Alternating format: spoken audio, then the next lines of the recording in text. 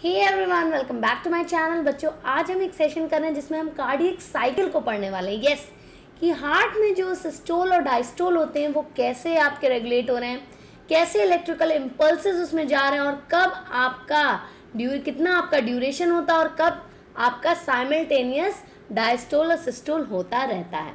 तो ये सारी चीज़ें आज हम कवर करने वाले हैं। Let's get started. My name is doctor Sakshi Barnwal and I'm a BDS gold medalist from MS Ramaiah Dental College. So apart from being a dentist, I'm a very passionate educator, social worker, COVID warrior and many more. बच्चों, ये मेरा Telegram channel जिन्होंने अभी तक नहीं join किया है join कर लीजिए।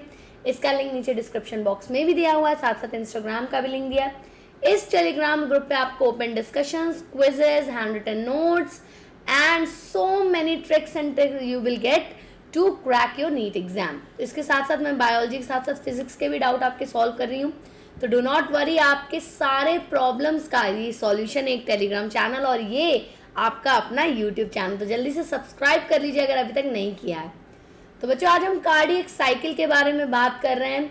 ठीक है, तो ये कार्डियक साइकिल क्या होता है? हमारे हार्ट को बीट करने में, एक बीट कंप्लीट करने में जो भी चीज़ें चेंजेस हमारे हार्ट के अंदर आ रही हैं, किस तरह से इलेक्ट्रिक इम्पल्स उसमें पास करके ये पूरा हार्ट को एक साथ बीट करवा रहा। तो क्या आपको ऐसा लगता है कि हार्ट बीट करते समय सिर्फ एक ही एक्शन होता है? नहीं बेटा, सिर्फ एक एक्शन नहीं होता है। हार्ट के बीट करने में बहुत सारे छोटे इंसिडेंट्स ज्वाइन होके पूरा एक हार्ट बीट बनाते हैं। चलिए, तो इसी को कहते हैं हम cardiac cycle. Sequence of events that takes place during completion of one heart beat. एक धड़कन को धड़काने के लिए, यस, तो दिल धड़काने के लिए बेटा बहुत सारे छोटे छोटे इवेंट्स इन्वॉल्व होते हैं। उन सारे इवेंट्स को जोड़ के हम कार्डियक साइकिल बनाते हैं और हर एक बीट पे ये पूरी साइकिल रिपीट होती है और नेक्स्ट बीट पे नेक्स्ट साइकिल शुरू हो जाती है। Yes, action potential causes the atria and the ventricle to undergo contraction and relaxation। अब ध्यान दीजिएगा, ठीक है। सिस्टोल और डायस्टोल दो चीजें होती हैं। सिस्टोल मतलब कॉन्ट्रैक्शन और डायस्टोल मतलब रिलैक्सेशन। ये दोनों चीजें हमारे एट्रिया और वेंट्रिकल दोनों में होती है, जिसकी वजह से ये कार्डियक साइकिल पूरा चल पाता है। तो ये जो एक्शन पोटेंशियल, ये एक्साइटेशन होता है, एक इम्पल्स होता है जो कि एसए नोड आपका जनरेट करता है। हमने लास्ट सेशन में SA node, AV node, bundle of His और पर्किंजे फाइबर पढ़ा था। तो एसए नोड जब ये एक्साइटेशन आपके, ठीक है, आपके इस एक्साइटेशन को प्रोड्यूस करता है तो वो पास ऑन होती है और उससे आपके सिस्टोल आता है एट्रिया में, फर्दर वो एवी नोड तक जाता है, एवी नोड से बंडल ऑफ हिस में, फर्दर पर्किंजे फाइबर, इससे वेंट्रिकल में भी ये इम्पल्स डिस्पर्स हो जाता है। और इस तरह से कॉन्ट्रैक्शन और रिलैक्सेशन आपके अलग अलग एट्रियम और वेंट्रिकल का होता है। बट अब जानेंगे कि ये सब कैसे कैसे इवेंट आगे बढ़ रहा है। तो यहाँ पे आप देख रहे हैं सिस्टोल जब होता है आपका, जब सिस्टोल होता है तो आपके जो वेन्स होते हैं जो कि ब्लड ले जा रहे हैं, मे बी पल्मोनरी वेन या सिस्टमिक वेन, कोई भी वेन ले लें, वो दोनों ब्लड को ले जाते हैं आपके बॉडी से बाहर। लेकिन जब डायस्टोल हो रहा है तो आपका वेंट्रिकल एक्चुअली भर रहा होता है, यानी कि उसमें ब्लड पोर डाउन हो रहा होता है। तो ये बेसिक चीज़ें हैं जो कॉन्ट्रैक्शन और रिलैक्सेशन के टाइम मेजर चीज़ें जो आपको देखने को मिलती है। इसके अलावा बहुत छोटे छोटे इंसिडेंट्स हैं जो इस पूरी साइकिल को कंप्लीट करने में इन्वॉल्व होते हैं। सिस्टोल में क्या होता है बेटा? सिस्टोल जो होता है ब्लड को हमेशा आगे की तरफ पुश करता है। तो सिस्टोल मतलब क्या हो रहा है? प्रेशर बढ़ रहा है, किसी चीज़ पे दबाव पड़ रहा है और ब्लड पे दबाव पड़ेगा तो ब्लड तो हमेशा मूव करने को सोचेगा और मूव कहाँ करेगा? जिधर जगह मिलेगी। तो ब्लड एट्रिया से वेंट्रिकल की तरफ मूव करता है और वेंट्रिकल से फाइनली पल्मोनरी आर्टरी एंड अयोर्टा में मूव कर जाता है। I am really sorry for last thing कि वेंट्रिकल से सॉरी आर्टरी में जाता है ब्लड, मैंने वेन्स कह दिया था। I am really sorry for that. Pulmonary artery और अयोर्टा। तो अभी आपका ब्लड कहाँ से आ रहा है? एट्रिया से वेंट्रिकल में जाता है, वेंट्रिकल से पल्मोनरी आर्टरी या अयोर्टा तक पहुंच जाता है। Contraction of atria is termed as atrial systole. Atrium के कॉन्ट्रैक्शन को क्या कहते हैं? Atrial systole, right. और एट्रिया के रिलैक्सेशन को क्या कहते हैं? Atrium diastole. तो डायस्टोल क्या है? Basically relaxation. क्या होता है बच्चों? रिलैक्सेशन। क्लियर है? चलिए, same way contraction and relaxation of ventricle को क्या कहते हैं? Ventricular systole and ventricular diastole. तो ये इसका अपना कॉन्ट्रैक्शन एंड रिलैक्सेशन को टर्म दिया गया है। तो दोनों एक बहुत इंपॉर्टेंट फिनोमेना है जिससे गुजरते हुए दोनों पूरी कार्डियक साइकिल को कंप्लीट की जाएगी। बट क्या आप जानते हैं कि वेंट्रिकल डायस्टोल और एट्रियल डायस्टोल कहीं कहीं कोइंसाइड भी करते हैं? Yes, you heard me correct. कई बार ऐसी सिचुएशन आती है, पूरे साइकिल में एक सिचुएशन ऐसी आती है, ठीक है, कई बार तो नहीं, पूरे साइकिल में एक बार ऐसी सिचुएशन जरूर आता है जिस समय आपका एट्रियम और वेंट्रिकल साथ में रिलैक्स कर रहे हैं। ऐसा जरूरी नहीं है कि एक कॉन्ट्रैक्ट करा तो एक रिलैक्स करेगा और एक दूसरा कॉन्ट्रैक्ट करा तो पहला रिलैक्स करेगा। एक ऐसा मोमेंट भी आता है इस साइकिल में जब दोनों ही साथ मिलके रिलैक्स कर रहे हैं। यस, साथ मिलके ये कॉन्ट्रैक्ट तो नहीं करते हैं बट रिलैक्स जरूर करते हैं। ओके, चलो, तो पहले एट्रियल सिस्टोल के बारे में जानेंगे, यानी प्रेशर जब हमारे एट्रियम पे बढ़ता है तो बेसिकली क्या होता है।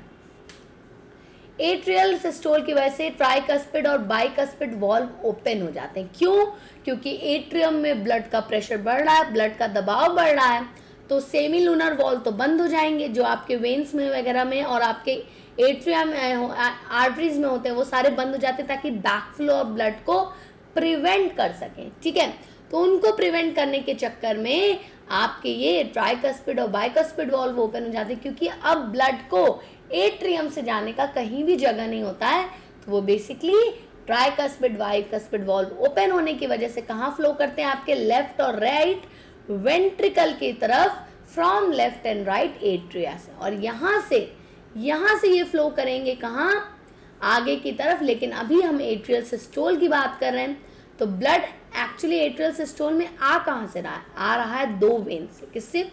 दो तरह की वेन से आ रहा है। पहला वेन आता है आपके लंग से, दूसरा वेन आता है आपके बॉडी से, राइट? पूरे बॉडी से आपके कलेक्ट करके ये ब्लड ला रहा है, यानी कि यहाँ पे डीऑक्सीजनेटेड ब्लड होता है यहाँ पे, और यहाँ पे ऑक्सीजनेटेड ब्लड होता है, राइट? दोनों वेन आपके पोर डाउन करते हैं एट्रिया में ब्लड लाके। ठीक है, वहां पोर डाउन करने के बाद जब एट्रियल सिस्टोल होता है, यानी कि एट्रियम कॉन्ट्रैक्ट करने लगता है, तो ब्लड पे प्रेशर बढ़ता है और बैकफ्लो तो हो नहीं सकता, तो आपके ट्राइकस्पिड और बाइकस्पिड वॉल्व ओपन हो जाते हैं। उनके ओपन होने से क्या होता है? ये ब्लड जो एट्रियम में प्रेशर की वजह से फ्लो करना चाह रहा था, अब इन दोनों वॉल्व के खुलने की वजह से ये वेंट्रिकल में मूव आउट कर जाता है, यानी कि वेंट्रिकल भरने लगता है एट्रियल सिस्टोल के बाद। SAN नोड यानी sinoatrial node action potential generate करता है, जो कि एट्रिया को आपकी स्टिमुलेट करता है ताकि इस सिस्टोल को कंप्लीट कर पाएं। इस पूरे सिस्टम में आपके SA नोड ही है जो कि एक्चुअली एक्साइटेशन पोटेंशियल या एक्शन पोटेंशियल आपके जनरेट करता है, जिससे ये स्टिमुलेशन जाए कि भैया एट्रियम और आप सिस्टोल कंप्लीट कर लो। जैसे ही एक्शन पोटेंशियल कंडक्ट होता है कहाँ पे? वेंट्रिकल के साइड पे। किसके through? AV node, SA node से आपका जंप करके एक्साइटेशन यानी कि एक्शन पोटेंशियल AV नोड तक आता है, और AV नोड से बंडल ऑफ हिस के थ्रू आगे बढ़ता है। किसके थ्रू? बंडल ऑफ हिस के through, right? From where? AV bundle पे आएगा, फिर यहाँ से बंडल ऑफ हिस ट्रांसमिट करेगा पूरे वेंट्रिकल में, जो कि किससे कनेक्टेड है? फर्दर परकिंजी फाइबर से। किससे बच्चों? परकिंजी फाइबर से। क्लियर है? अब इस परकिंजी फाइबर पे पूरा वेंट्रिकल में ये फैला हुआ है, तो पूरा आपका अब स्टिमुलेशन वेंट्रिकल तक भी पहुंच जाएगा, और वेंट्रिकल तक जब आपकी स्टिमुलेशन पहुंचता है तो वेंट्रिकल को ये सिग्नल करता भैया एट्रियम ने अपना काम कर दिया है, वो सिस्टोल कर चुका, अब आपकी बारी है। तो अब वेंट्रिकल सिस्टोल करना शुरू कर देता है। तो यहाँ पे एट्रियल सिस्टोल जो होता है बहुत शॉर्ट टर्म के लिए होता है, यानी कि 0.1 सेकेंड का होता है, रादर देन एट्रियल डायस्टोल जो कि 0.7 सेकेंड का होता है, यानी कि यहाँ का सिस्टोल बहुत ही छोटा है, बहुत ही माइन्यूट है। एट्रियल सिस्टोल 0.1 सेकेंड, ये ड्यूरेशन आपको याद रखनी है, ड्यूरेशन कोई नहीं भूलेगा, बहुत इंपॉर्टेंट है आपको एट्रियल सिस्टोल और वेंट्रिकुलर सिस्टोल, डायस्टोल, ये सारी चीज़ें याद रखने। ठीक है, चलिए अब वेंट्रिकल सिस्टोल की बात करेंगे। अब पूरा कॉन्ट्रैक्शन का इम्पल्स आपका पहुंच चुका है वेंट्रिकल पे। अब वेंट्रिकल भी आपके क्या करेगा, प्रेशर वहां पे भी बढ़ेगा क्योंकि वहां पे इम्पल्स पहुंच गया। वो कॉन्ट्रैक्शन के लिए उस पर प्रेशर बढ़ेगा। जब उस पर प्रेशर बढ़ेगा भाई तो ट्राइकस्पिड और बाइकस्पिड वॉल्व बंद हो जाएंगी। भैया मेरे ऊपर तो प्रेशर बढ़ रहा है, मैं और ब्लड नहीं ले सकता, इसलिए ट्राइकस्पिड बाइकस्पिड बोलते थे बंद करो, किवाड़ बंद कर दो, हाउसफुल हो गया। क्या होता है जब हम किसी रिलीजियस प्लेस पे जाते हैं जहाँ बड़ी भीड़ होती है, ठीक है, वहाँ पे जब हम एंटर करने लगते हैं तो क्या करते हैं, वहाँ द्वारपाल होते हैं कि इतने लोग को ही अलाउ करेंगे, बाकी फिर गेट रोक देते हैं। जब उतने लोग आपके अंदर अपना जो भी वर्शिप करना होगा वो करके निकल जाते हैं गेट से, तब बाकी लोग को खोला जाता है कि भैया अब दूसरा सेट जा सकता है। फिर उनको थोड़ी देर बाद रोक दिया जाता है कि इतने ही लोग जाएंगे। तो क्या हो रहा है, जितना अंदर आया पहले उनको खाली करेंगे तभी दूसरे को आप अलाउ कर सकते हैं। बस वही हाल यहाँ हो रहा है। ट्राइकस्पिड बाइकस्पिड वॉल्व आपका किवाड़ है जिसको बंद कर दिया गया कि भैया आप अंदर नहीं आ सकते क्योंकि प्रेशर अंदर बढ़ रहा है, हम और चीज अकोमोडेट नहीं कर सकते। उल्टा अब हमको सोचना है कि ये जो प्रेशर बढ़ रहा है इससे ब्लड जो है अब इसको कहाँ फ्लो करें, क्योंकि ट्राइकस्पिड बाइकस्पिड वॉल्व तो बंद हो गई है तो पीछे तो जा नहीं सकता। अब कुछ तो करना पड़ेगा कि ये ब्लड कहीं आगे की तरफ फ्लो कर जाए।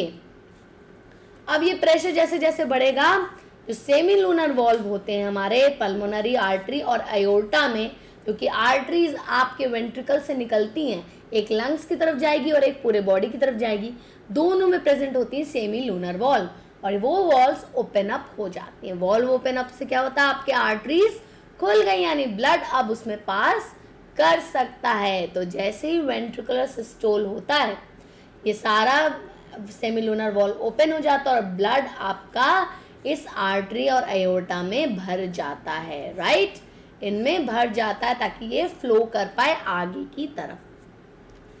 इसको करने के बाद वेंट्रिकल जब पूरा ब्लड फ्लो करा देता है तब क्या होता है, उसमें ब्लड की कमी हो जाती है। अब वेंट्रिकल क्या करता है, रिलैक्स करता है, यानी कि वेंट्रिकल में अब डायस्टोल होगा, ठीक है, वेंट्रिकल में अब डायस्टोल होगा और उसका प्रेशर घटने लगता है। प्रेशर जैसे जैसे घटता है वैसे वैसे फील हो जाता है सेमिलूनर वॉल्व को कि अब अगर यहाँ प्रेशर घट रहा है यानी कि ब्लड अब उल्टा जा सकता है, तो तुरंत सेमिलूनर वॉल्व प्रेशर डिफरेंस की वजह से बंद हो जाते हैं। उन्होंने किवाड़ बंद कर दिया कि अब भैया हमने भी ब्लड ले लिया, वापस नहीं भेजना है जो मिल गया, क्योंकि हम आगे की तरफ इसको बढ़ा सकते हैं।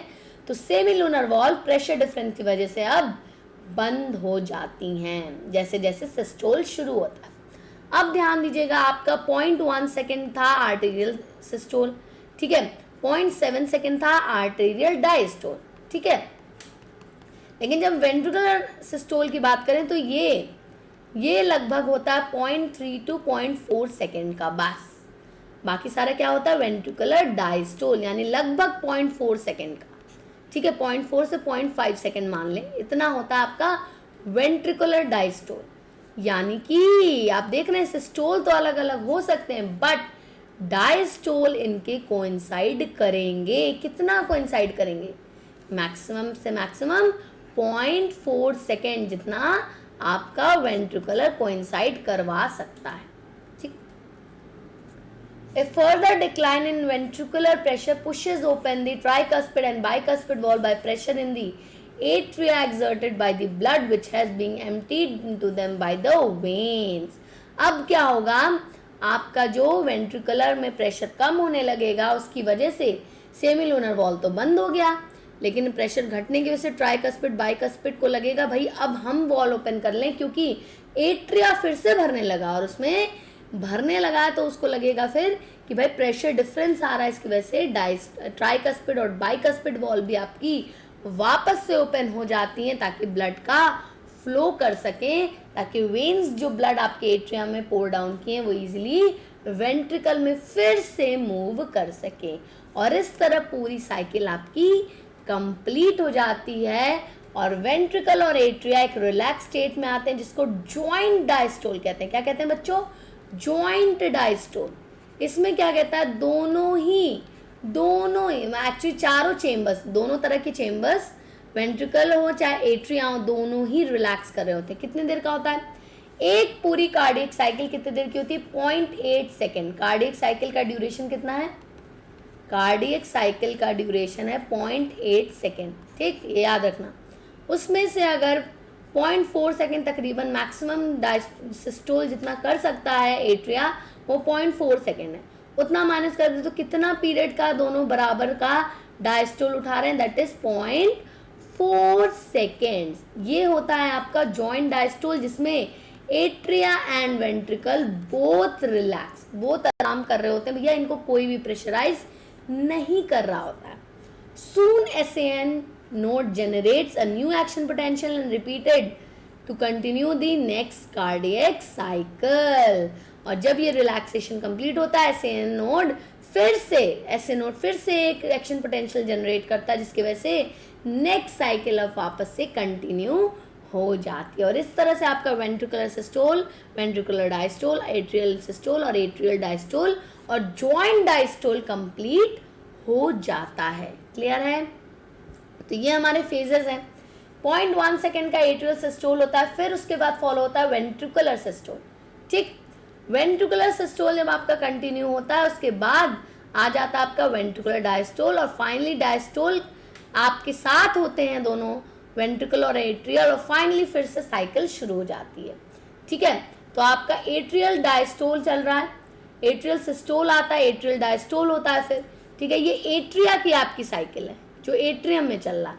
वेंट्रिकल में देखें तो वेंट्रिकुलर डायस्टोल है, फिर वेंट्रिकल सिस्टोल है, फिर वेंट्रिकुलर डायस्टोल है। तो यहाँ पे कुछ एरिया है, इतनी एरिया जिसमें दोनों साथ मिलकर रिलैक्स कर रहे हैं, और इसी को जॉइंट डायस्टोल कहा जाता है। ठीक है, तो जब एट्रिया सिस्टोल कर रहा है तो हमेशा वेंट्रिकुलर रिलैक्स करेगा, लेकिन जब वेंट्रिकुलर सिस्टोल आ रहा है तो एट्रिया भी पूरी तरह से रिलैक्स करे। लेकिन एक ऐसा फेज भी आता है जब दोनों साथ में रिलैक्स कर रहे होते हैं, मतलब जब भी कॉन्ट्रैक्शन हो रहा है दूसरा वाला रिलैक्स कर ही रहा होता है। समझ रहे हो? तो जब भी कोई भी एट्रियम चाहे वेंट्रिकल कॉन्ट्रैक्ट करेगा, उसका वाइस वर्सा वाला पार्ट हमेशा रिलैक्स करेगा। बट जब भी वो रिलैक्स करेंगे, ज़रूरी नहीं है कि दूसरा वाला भी कॉन्ट्रैक्ट करना ज़रूरी है। जब कॉन्ट्रैक्शन होगा तो उसका ऑपोजिट रिलैक्सेशन ज़रूर होगा, लेकिन जब रिलैक्सेशन होगा उसका ऑपोजिट यानी कि कॉन्ट्रैक्शन ऐसा होना ज़रूरी नहीं है। ये ध्यान रखिएगा, क्योंकि यहाँ पे एक फेज आता है जिसको हम जॉइंट डायस्टोल कहते हैं। का heart rate and cardiac output, time of cardiac cycle is the reverse ratio of heart beat per minute. तो heart beat per minute is 72, तकरीबन 72 heart beat on an average ली जाती हैं कि हार्ट पर मिनट 72 बार beat करता है, 72 times it beats. ठीक है, अगर इसको पर मिनट के हिसाब से देखेंगे, ठीक है, तो एक कार्डियक साइकिल आपकी 0.8 सेकेंड की होती है। कितनी? 0.8 सेकेंड की। तो 70 ml of blood pump out होता है हर साइकिल में, जिसको हम स्ट्रोक वॉल्यूम कहते हैं, और बीट वॉल्यूम। हर एक बीट पे आपके 70 ml ऑफ ब्लड का आपके पंपिंग हो रहा है towards the whole body.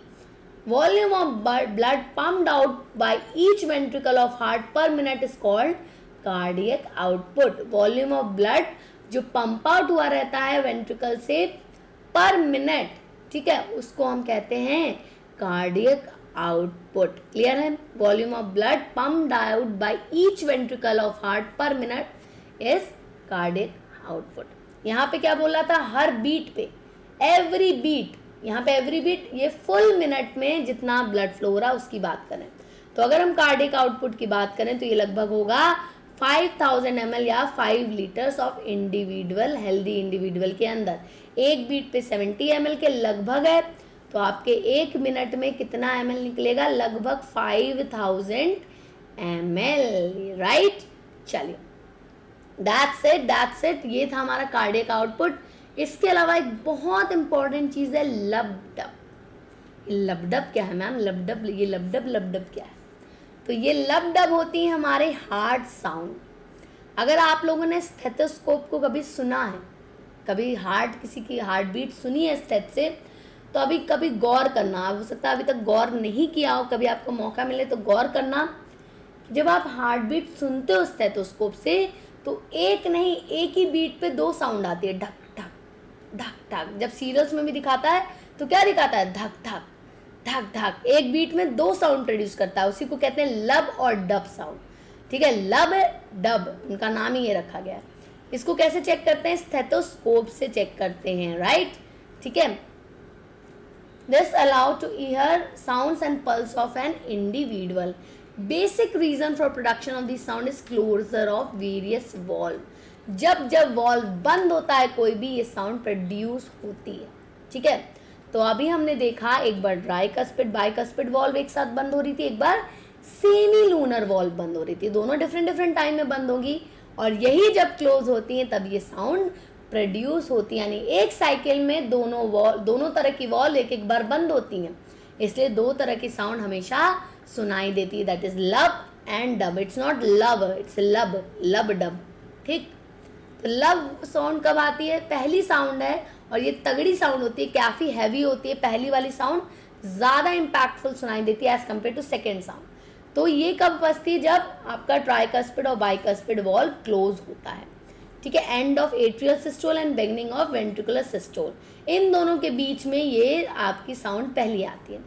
Dub sound जब आती है जब आपका सेमिनुलर वॉल्व क्लोज होता है, यानी कि जब आपका ब्लड एओर्टा और पल्मोनरी आर्टरी में पहुंच जाता है और उसको अब डिस्पर्स करना होता है, यानी कि अब आपका वेंट्रिकल रिलैक्स करने लगता है और सेमिलुनर वॉल्व धक से बंद हो जाती है, तब आती है आपकी लब डब साउंड। ठीक है, ये है 2 तरह की sound, lub sound and dub sound. तो बेसिक डिफरेंस अगर हम देखेंगे, ये कब प्रोड्यूस होती है? जब closure of bicuspid tricuspid valve होता है, ये प्रोड्यूस होती है जब सेमी लूनर वॉल्व आपकी क्लोज होती है। ये वेंट्रिकुलर सिस्टोल के स्टार्ट पे होती है, ये वेंट्रिकुलर डायस्टोल के स्टार्ट पे होती है।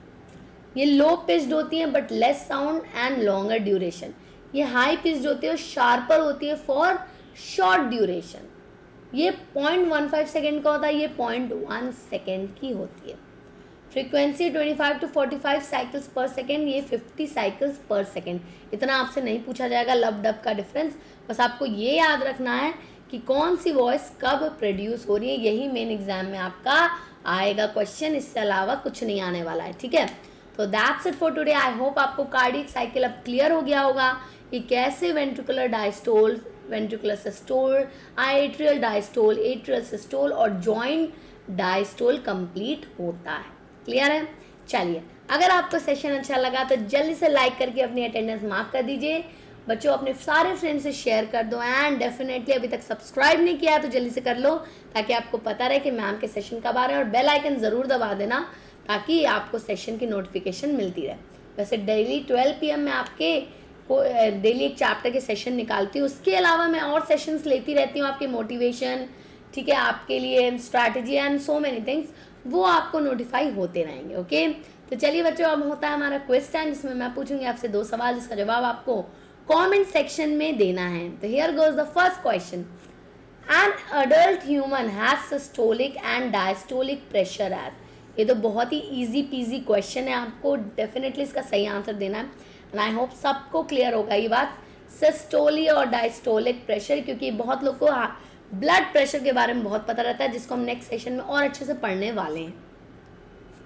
Duration of cardiac cycle, cardiac cycle की ड्यूरेशन कितनी होती है ये आपको बताना। टोटल कार्डियक साइकिल की बात हो रही है, ठीक है, एक पूरे कार्डियक साइकिल की ड्यूरेशन कितनी होती है। Okay, so I will be waiting for your answers, please drop your answers in the comment section, I will be reverting back to you. Thank you everyone, have a great day, like share and subscribe and hit the bell icon. सारे friends को बता दीजिए ऐसे sessions हैं, let them subscribe the channel, join the channel and enjoy teaching and let's rock it, keep learning and मैं आपके साथ बनी रहूँगी हमेशा। थैंक यू बच्चों, एंड इसके बाद लास्ट सेशन होगा हमारे इस चैप्टर का, जिसको हम कल आपके ख़त्म करने वाले हैं। Thank you everyone, have a great day.